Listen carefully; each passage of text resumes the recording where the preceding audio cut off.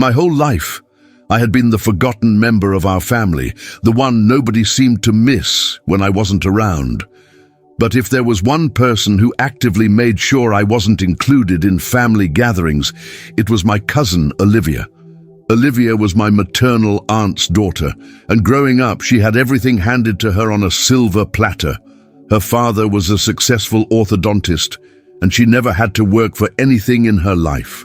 While I was struggling to pay for college by working night shifts at a gas station, she was posting pictures of her spring break in the Bahamas. I remember calling my Aunt Susan once, wondering why I hadn't received an invitation to Olivia's graduation party. "Oh, Thomas," she said with an awkward laugh, "we thought you'd be too busy with work to attend." But I later found out through Facebook that literally everyone else in the family had been invited. Even distant cousins who lived across the country had flown in for the occasion. This pattern continued for years. Thanksgiving dinners, Christmas gatherings, summer barbecues. I was never on the guest list. Whenever I'd confront Olivia about it, she'd just smile condescendingly and say, "I didn't think you'd be interested, Tommy. Besides, you never really fit in with the rest of us, do you?" The way she said Tommy, with that fake sweetness in her voice, made my blood boil. But she wasn't wrong about one thing. I didn't fit in with them, not because I wasn't good enough, but because I had different values. While they measured success by the cars they drove and the vacations they took, I measured it by how true I stayed to myself and my dreams. And my dream had always been to start my own tech company. After college, I poured every ounce of energy into developing a software that would revolutionize how small businesses managed their inventory. For 3 years, I lived in a tiny studio apartment, eating ramen noodles and working 18-hour days. The hardest part wasn't the work, it was the loneliness. Especially during holidays, when I knew my family was gathered somewhere, laughing and creating memories without me.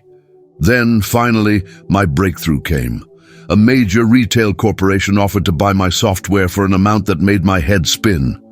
Overnight, I went from struggling entrepreneur to multimillionaire. The first thing I did was pay off my student loans. The second was to buy a modest but comfortable house. I didn't change much about my lifestyle, except that I no longer had to worry about making rent. 6 months after my windfall, I received a text message from Olivia. It was the first time she had reached out to me in years. "Hey Tommy, hope you're well. Just wanted to let you know we're having a big family reunion next month at my parents' lake house. Would be great if you could make it." I stared at the message for a long time, wondering what had prompted this sudden inclusion. Then I remembered that my Aunt Susan followed me on LinkedIn, where I had recently updated my profile to reflect my new position as founder and CEO of my company. Of course, that was it. Olivia had found out about my success, and suddenly I was worthy of an invitation. I typed out several angry responses, then deleted them all. Instead, I simply replied, "Thanks for the invite. I'll check my schedule." For the next few weeks, I debated whether to go at all. Part of me wanted to just ignore the invitation like they had ignored me for years, but another part of me, a part I wasn't particularly proud of, wanted to show up and make them all regret excluding me for so long. In the end, that second part won out, and if I was going to make an entrance, I decided I might as well make it memorable. I had never been one for luxury cars. My trusty Honda had served me well for years, but for this occasion, I decided to rent something that would make a statement. After browsing through several high-end car rental services, I settled on a brand new Rolls-Royce Phantom in gleaming white. When the day of the reunion arrived, I dressed in a simple but well-tailored suit. Nothing flashy, nothing that screamed new money, just clean, classic elegance. The kind of outfit that said I didn't need to try too hard to impress anyone. As I drove up to my aunt and uncle's lake house, I could see that the reunion was already in full swing. Tables had been set up on the sprawling lawn that led down to the water, and about 50 people were mingling, drinks in hand.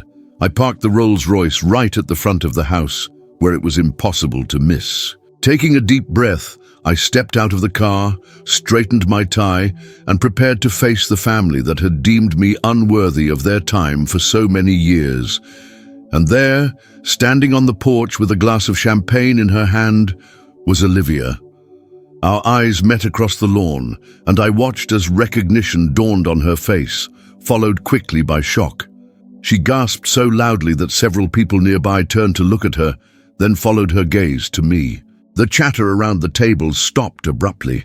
All eyes were on me now, and for once in my life, I didn't mind being the center of attention in this family.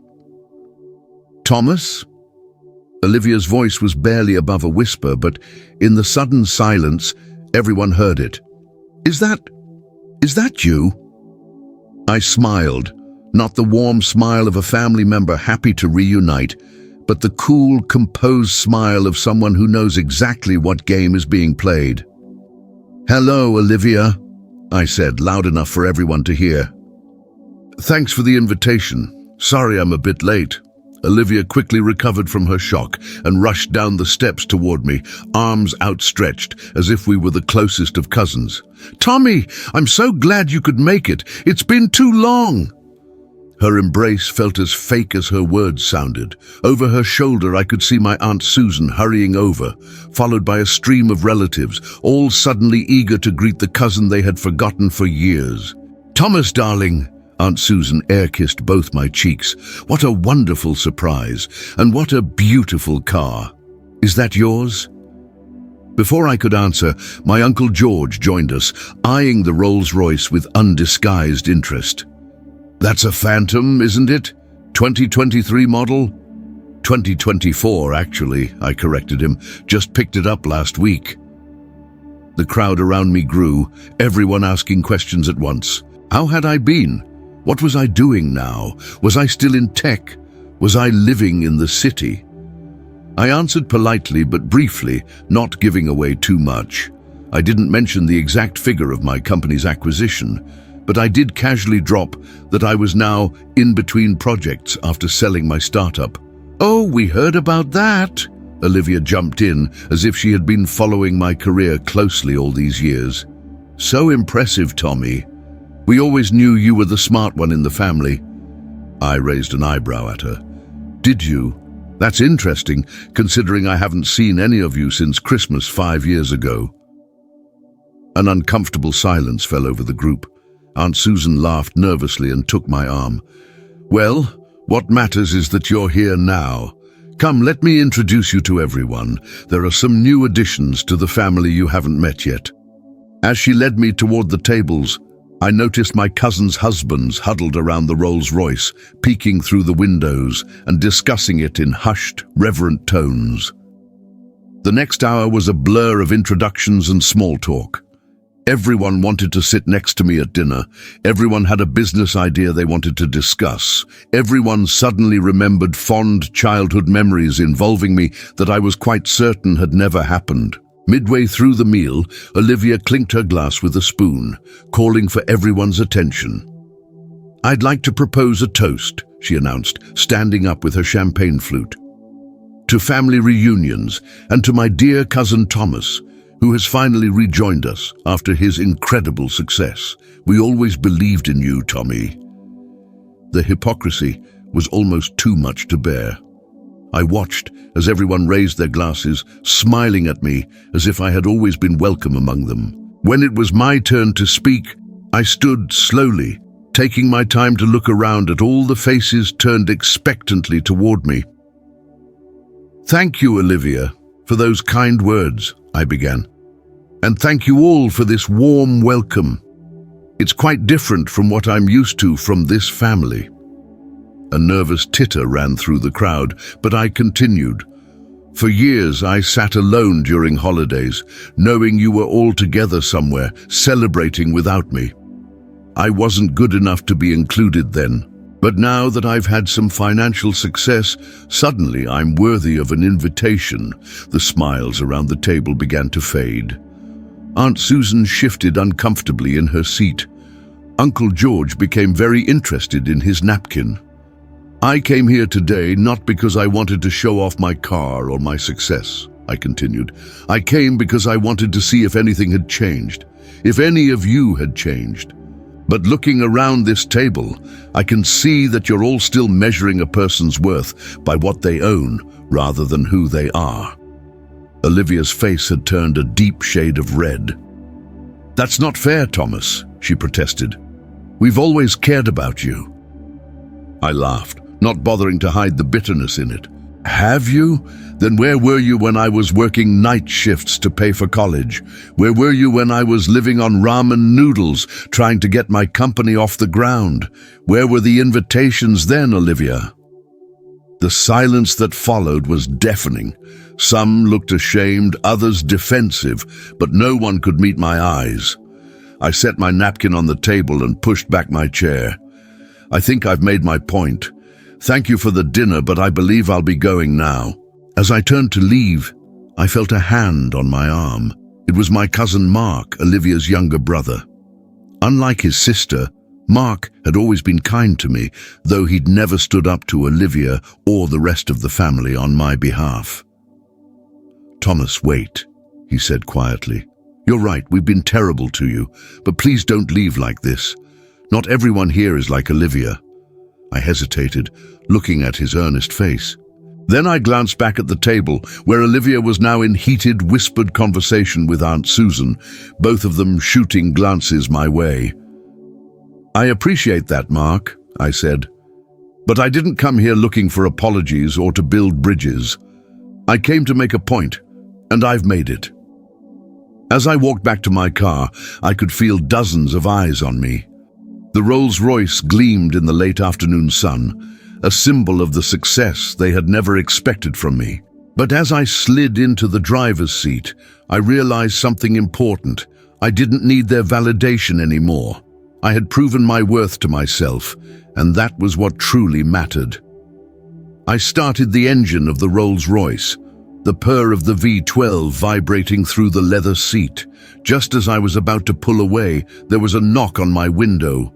I looked up to see my elderly Uncle Jack standing there, his weathered face creased with what looked like genuine concern. Uncle Jack was different from the rest of the family. He'd worked as a mechanic his whole life, built his own modest business from scratch, and never quite fit in with the materialistic values that dominated our family gatherings. Perhaps that's why we'd always gotten along when I was younger. I rolled down the window. Mind if I join you for a minute, son? He asked, his voice gravelly from years of smoking. I hesitated, then nodded. Uncle Jack walked around and slid into the passenger seat with a low whistle. Some machine you got here, he said, running his hand appreciatively over the dashboard. Rental? I smiled despite myself. Trust Uncle Jack to see right through me. Is it that obvious? He chuckled. To most of them out there, no. They're too busy counting dollar signs. But I've known you since you were knee-high, Thomas. This isn't your style.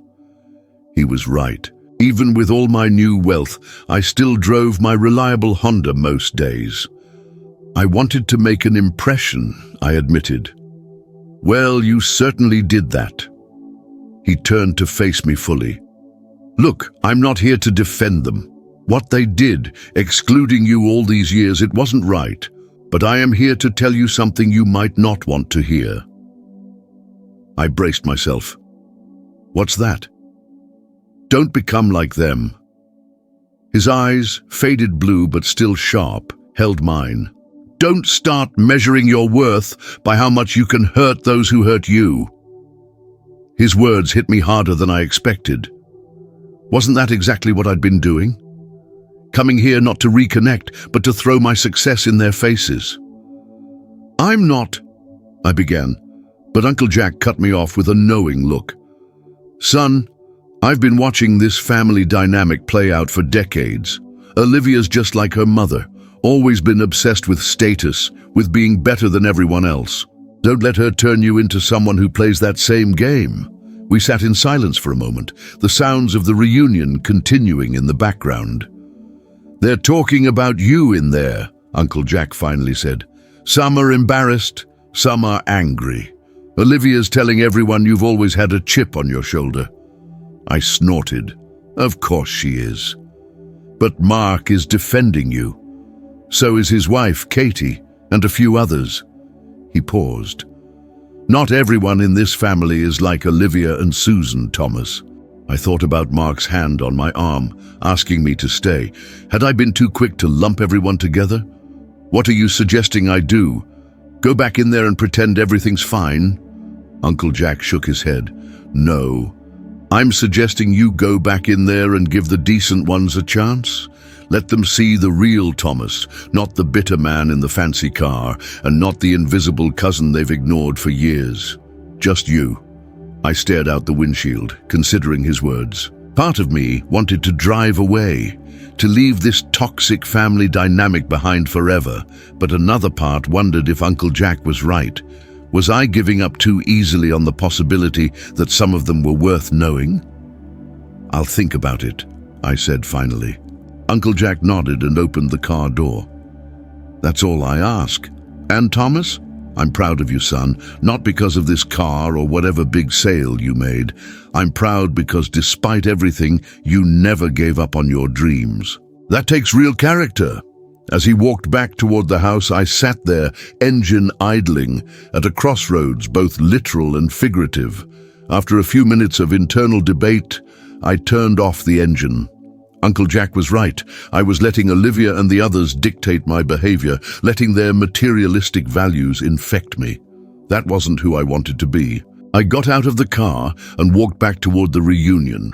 But instead of heading to the main tables, I veered toward the dock where I could see a smaller group gathered.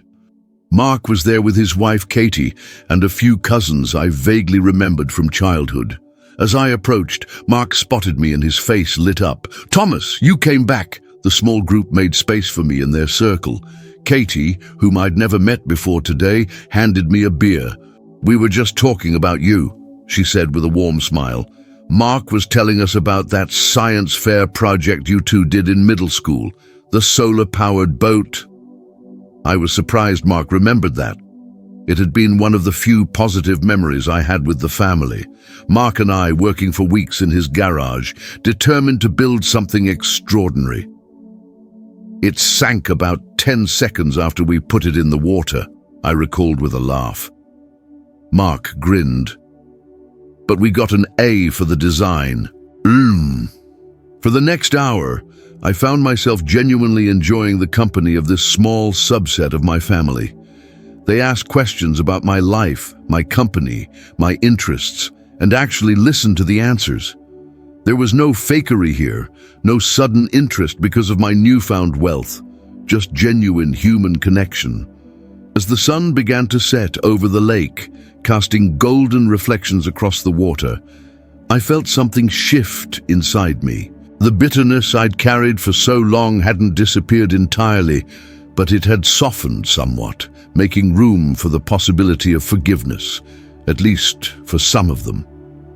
From the corner of my eye, I could see Olivia watching us from the main patio, her expression a mixture of confusion and annoyance. Clearly, she had expected me to either grovel for acceptance at the main table or storm off entirely. She hadn't anticipated this third option, finding my own place within the family, on my own terms. As the evening progressed, word spread that I would be staying.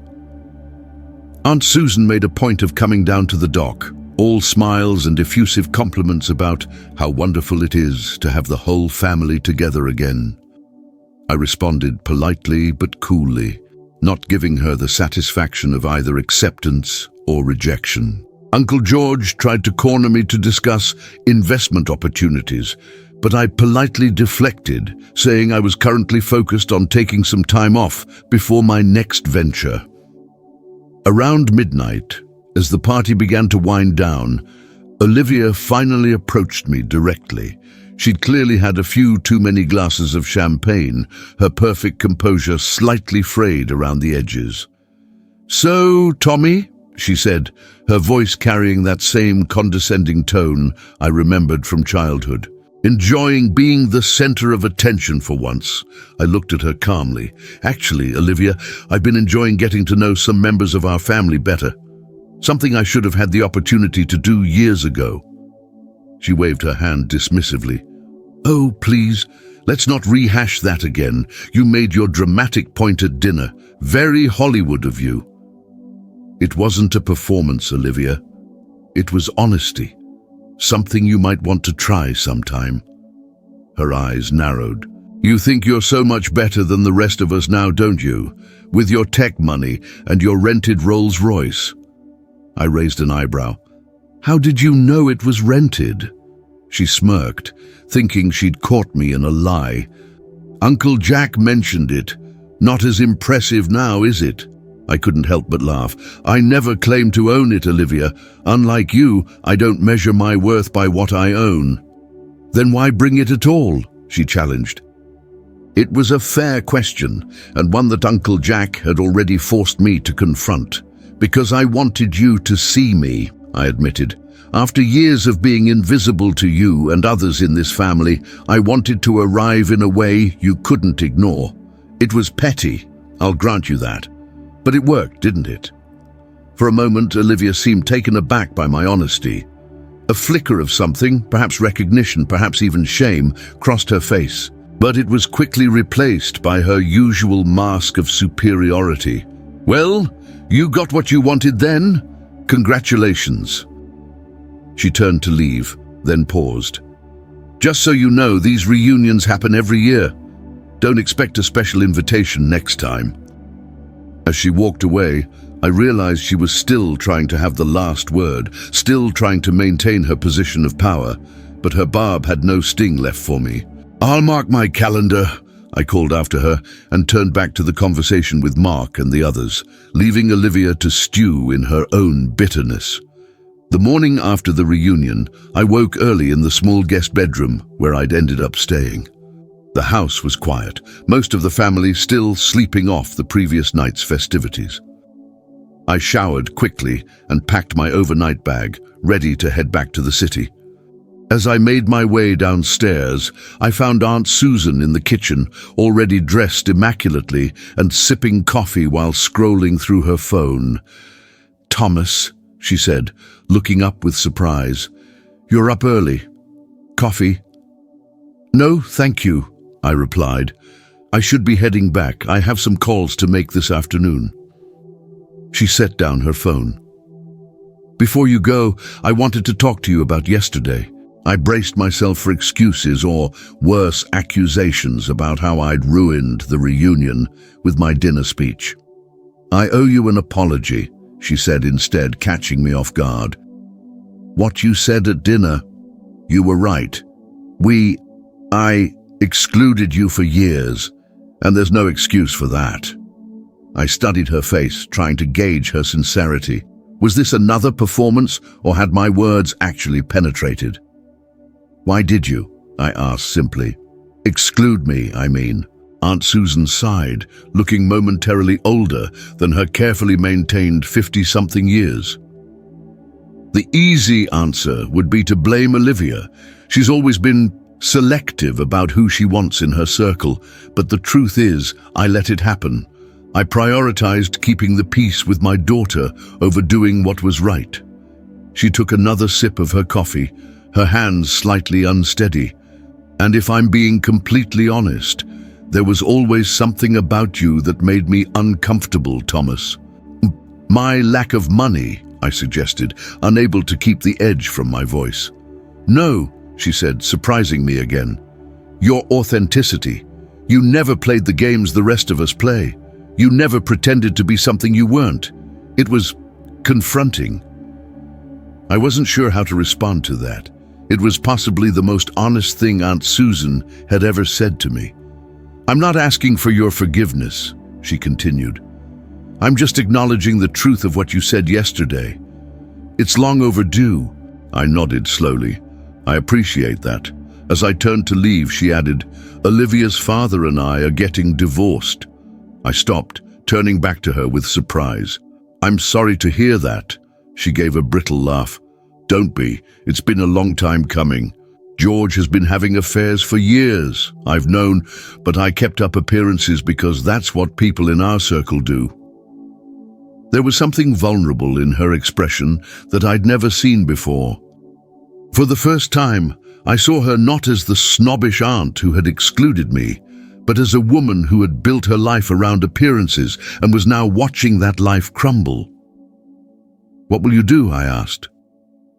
"I don't know yet," she admitted. "Start over somehow, at my age." She looked up at me with unexpected directness. "Any advice from someone who built something real from nothing?" I considered her question carefully. "Find what truly matters to you," I finally said. "Not what others expect of you." She nodded thoughtfully. "Thank you, Thomas." As I walked out to the Rolls-Royce, I found Mark waiting beside it, hands in his pockets. "Heading out?" he asked. "Yeah, need to get back to the city." He shuffled his feet awkwardly. "Listen, I wanted to apologize for never standing up for you all these years. I should have said something when Olivia would forget to invite you. You were just a kid too, Mark." "Not always," he countered. "I've been an adult for a while now. I could have reached out." I leaned against the car. "Well, we're both here now." "Yeah." He brightened slightly. "Katie and I are having a housewarming next month. Nothing fancy, just a few friends. Would you want to come?" For real this time, not just to make a point. I smiled. "I'd like that." As I drove away from the lake house, I caught a glimpse in my rearview mirror of Olivia standing on the porch, watching me leave. I couldn't read her expression from that distance, but her rigid posture told me everything I needed to know. She was still angry, still defensive, still unwilling to acknowledge her role in excluding me all these years. But for the first time, I realized that her opinion of me no longer mattered. I had come to this reunion seeking validation, wanting to prove my worth to people who had deemed me unworthy. But somewhere along the way, between Uncle Jack's wisdom and the genuine connections I'd made with Mark and others, I had remembered an important truth. My worth had never been dependent on their recognition of it. 2 weeks after the reunion, I received a small package at my office. Inside was a faded photograph of 2 young boys, proudly holding a half-built model boat. On the back, in Mark's handwriting, was a simple note. "Found this in Mom's attic. Thought you might want it. Family dinner at our place next Sunday if you're free. No Rolls-Royce required." I laughed, tucking the photo into my wallet. Then I picked up my phone and texted Mark. "I'll be there. Should I bring dessert? And for the record, I'm driving the Honda." That evening, as I drove home in my reliable, unassuming Honda Civic, I passed a Rolls-Royce dealership.